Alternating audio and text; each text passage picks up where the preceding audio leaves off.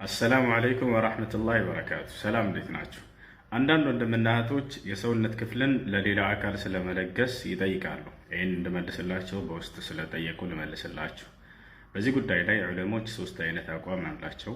አንደኛ ሁላቸውም ዑለሞች የተስማሙበት መለገስ ይቻላል ብለው በአንድ በስምምነት ያጸደቁት የሰውነት ክፍል። ሁለተኛ ሁላቸውም ዑለሞች አይቻልም በፍጹም ብለው የከለከሉት የሆነ የሰውነት ክፍል መለገስ አይቻልም የተባለ። ሶስተኛ ይቻላል ይሄንን የሰውነት ክፍል ለሌላ አካል መለገስ ብለው በዚህ ጉዳይ ላይ ሌሎች ደግሞ አይቻልም ብለው የተለያዩባቸው የሰውነት ክፍሎች አሉ።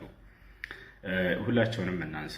የመጀመሪያውን ስንመጣ ሁላቸውም ዑለሞች የተስማሙበት የሰውነት ክፍልን ለሌላ አካል መለገስ ይቻላል ያሉበት የትኛውን ነው ወደሚለው ስንመጣ ደም ሁሉም ዑለሞች በአንድ አቋም ከአንድ አካል ለሌላ አካል መለገስ ችግር የለውም ብለዋል።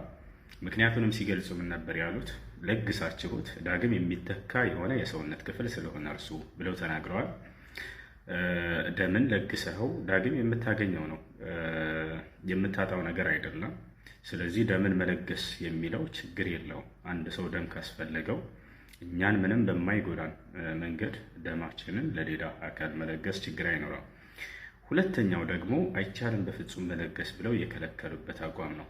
ያም ዳግም ተመልሰው ልናገኛቸው የማንችላቸው የሰውነታችን ክፍሎች፣ ለምሳሌ እግርህን ቆርጠህ ለሌላ አካል ብትሰጥ ዳግም የምታገኘው አይደለም እንደ ደም፣ እጅህንም ዓይንህንም ሌላውንም የሰውነት ክፍል። ይህ ነው። በዚህ ላይ አይቻልም በፍጹም።